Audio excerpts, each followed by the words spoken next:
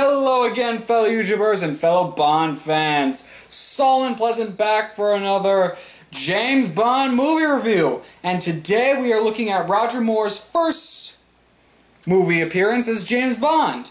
Now, Roger Moore is not one of my particular favorites as Bond, although he does hold the record for having the most Bond films. He's not my particular favorite, but he's not like the worst James Bond, for obvious reasons. So, he's just okay for me. So, for most of these Roger Moore reviews, they're going to be pretty average for the most part, due to the fact that Roger Moore is just an okay Bond. Having that said, let's look at his first James Bond appearance in Live and Let Die. When you were young and your heart wasn't open. So, as usual, we start off with story and plot and whatnot. And, yeah, this one isn't, like, the best story-wise, per se. Because, basically, the story is Dr. Kananga, the main villain, or Mr. Big. They're the same person. Spoilers.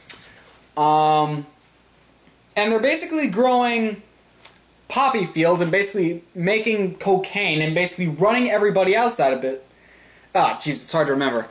Something with cocaine. They're basically... Dr. Kananga is basically making sure that he's the only... Making sure that Mr. Big, or himself, is the only one who's able to sell cocaine, and that way, he can sell it for the highest amount of money. And basically bankrupt everyone else. And basically get a bunch of money out of it. So he's growing his own stuff, and then making sure that nobody else sells it, except him.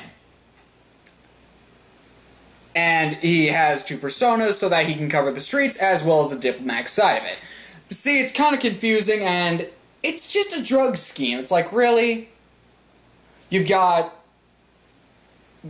I mean, look at Sean Connery's stuff. Diamond smuggling, nuking Fort Knox, actual spy related stuff. This is just a drug thing. This is like something that Dirty Harry would deal with. But with less colorful villains.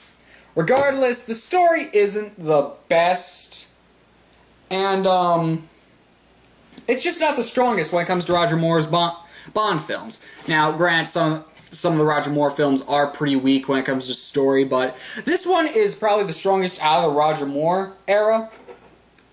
But, again, it's just not that strong. It's not as strong as some of the other Bond films. So for that reason, I give story a half a star. When you were young and your heart.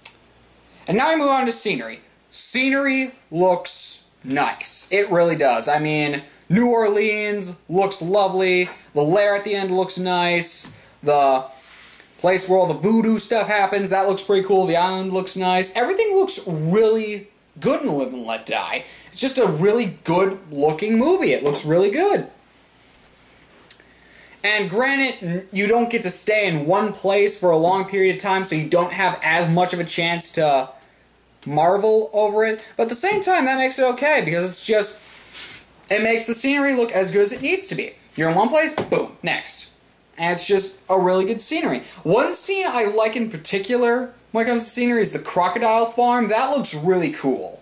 Just because of how old school it is. And again, New Orleans looks nice. What else can I see? I give scenery a star. It just looks really nice. When you were young and your heart. Alright, now we come to follow-up. Now, I personally like Live and Let Die. And I think it follows up Diamonds Are Forever very well. Now, could have some things improved? Yes. But there are some things that make this film a much better follow-up that I can't really explain in follow-up, but they will be explained shortly, that being theme and actual characters. But let me just say that it follows up Diamonds Are Forever pretty well, I think. It does a really good job. So, for that reason, I give follow-up a star. When you were young and your heart. Okay. Just checking my notes here to make sure I don't screw up. Yep. Alright, let's go to theme. What can you say about the Live and Let Die theme, Live and Let Die? It is the most common heard James Bond theme. It's been redone by Guns N' Roses, which is a really nice one. The original one by Paul McCartney, was it? One of the Beatles, and Wings and whatnot, they did a really good job at this theme. This theme, as well as the opening credits, look really good.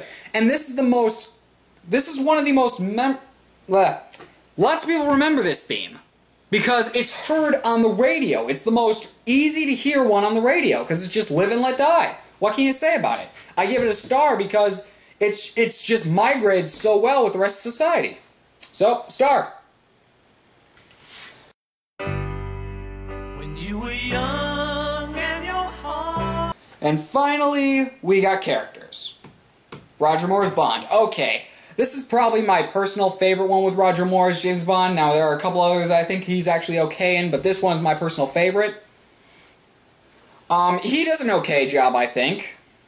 The Bond girl, Solitaire, is actually a very interesting Bond girl. She does the thing with the turret cards. I think that's kind of cool, and she's just pretty much an interesting Bond girl. Does she do that much? No. But she's still but for the first part of it, she's kind of interesting, because she's, like, helping Dr. Kananga, like, predict his future and whatnot. It's just a little bit interesting. Granted, she isn't that useful, but oh well. Felix Leiter is in this one. He does an okay job. M and Moneypenny are in this one. Q is not in this one due to, I think, the original actor died. I could be wrong. Don't hate me if I don't necessarily remember, but Q just isn't in this one. M and Moneypenny are barely in this one, so what can you really say about them? Felix does an okay job because you're actually in America this time. This is another one of those Bond films where Bond goes to America and he sees the southern side of New Orleans before before black people were fully accepted at this time period of where Bond is, I'm assuming. And actually, while I'm on that topic, this is the first Bond film to have a full cast of black villains. This is the first time we've had black villains. I don't recall any other time before that where we did have any black villains. And speaking of villains, let's start with Dr. Kananga / Mr. Big. He's an okay Bond villain. He does an okay job. Now, granted, he doesn't say that much, and there's nothing very, like, in your face about him. Like, he doesn't have some eye patch or something, but he's really memorable because he gives a good performance, and also he's just a really good villain. And he also technically is two villains in one. He's Mr. Big and he's Dr. Kananga. He's two people, so you gotta give him credit for that. And also, he has a pretty memorable death scene that's very over the top, where he's fighting Bond in a shark pit, and you'd be thinking, oh, he's gonna get eaten by sharks, but nope. Bond shoves a capsule of like an air compressed thing in his mouth, and he blows up like a balloon. Grant, the effects are not stellar, but that's still pretty cool. So yeah, he's a memorable Bond villain. I gotta give him credit for that, where credit is due. Looking at henchmen, there's, I'm cheating again. Rosie something. She's just annoying the whole time, and it's a good thing she dies, because she was kind of annoying, but at the same time, yeah, she was a crappy henchman. Pretty crappy. Pretty annoying, but hey, we're trying to migrate black women into this as well, so they're trying, at least. And then we got two henchmen that really stand out for me in this film. We got Teehee and Baron Samedi. Samdi? I'm not sure. Let's start with the Baron first.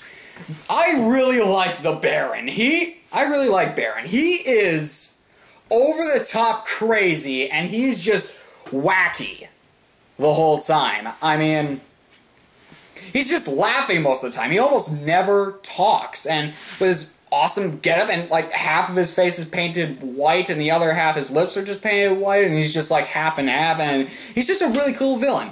And his death is kind of weak. He falls into a coffin of snakes, but when you look at the end of Live and Let Die, he's actually on the train after Bond deals with another henchman that I'll talk about in a minute. So that was to be intended, maybe, that Teehee, what am I thinking? That Baron Samedi was supposed to come back in another Bond film, but he hasn't. So, I'm not sure where he is, but he's still a really pretty good villain. I mean, he does the henchman part well. He doesn't do that much except guard the poppy fields, but for the most part, he's a really good. I just like his acting. And then you got Tee-Hee. I really like this henchman. Mainly because of his awesome robot claw thing. That's just wicked. And he's got a funny laugh too. I really like his laugh. And he does a really good henchman job. He really does the henchman part really well. And his final fight scene with Bond is actually a pretty interesting one. Now, granted, I have some problems with his alleged death. Because basically Bond traps him so he can't move his arm, and then he just throws him out the window. And his arm's still there. Okay, we didn't see him fall off a cliff or anything. You did not intend to... Can't breathe. You didn't, like, intend that he fell off a bridge or something, so how do we know he's not still alive? I mean, Jaws survived falling off a train pretty well. I'm pretty sure Tee-Hee could. We'll talk about Jaws next time.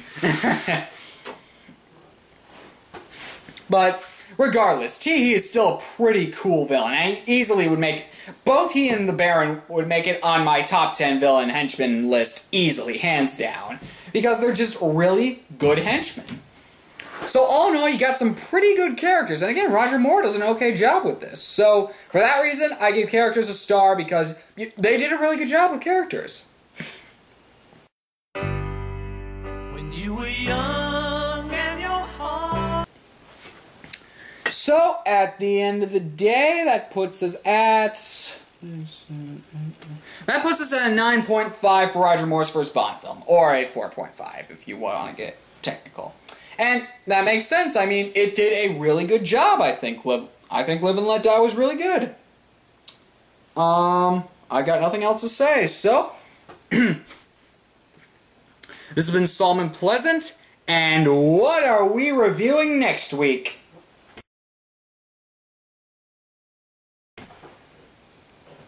Uh-huh. Are you sure it's not...